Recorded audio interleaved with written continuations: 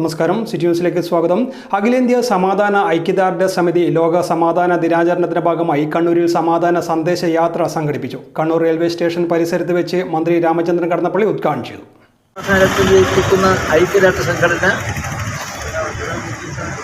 സമാധാന സന്ദേശം വിധാനം ചെയ്യാനുള്ള തീയതി ഏകണ്ഠമായി തീരുമാനിച്ചത് ലോകാരാധ്യനായ മഹാത്മാഗാന്ധിയുടെ ജന്മദിനമായ ഒക്ടോബർ 2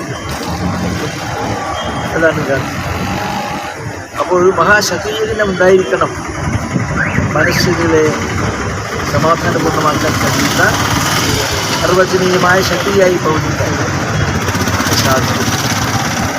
അപ്പോൾ നമുക്ക് സാങ്കേതിക ഭൗതികതയേക്കാളേറെ ആയുധ ശക്തിയേക്കാളേറെ നമുക്ക് മനുഷ്യ മനസ്സിൽ കഴിയുന്ന സമാധാനത്തിൻ്റെ സന്ദേശം, സമാധാനം അത് അടിയുറപ്പിച്ച് നിർത്തുവാനും ആ സന്ദേശം മനസ്സുകളിലേക്ക് വ്യാപരിപ്പിക്കാൻ കഴിയുന്ന ഒരു കൂട്ടായ്മയും സഹകരണവും ഈ വർത്തമാനകാലത്ത് നമുക്ക് ആവശ്യമാണ്. Advocate P K. അൻവർ അധ്യക്ഷത വഹിച്ചു. ടി.വി. രാഘവൻ, വത്സൻ മാസ്റ്റർ, എൻ. ഉഷ, എം.വി. ബാലകൃഷ്ണൻ തുടങ്ങിയവർ സംസാരിച്ചു.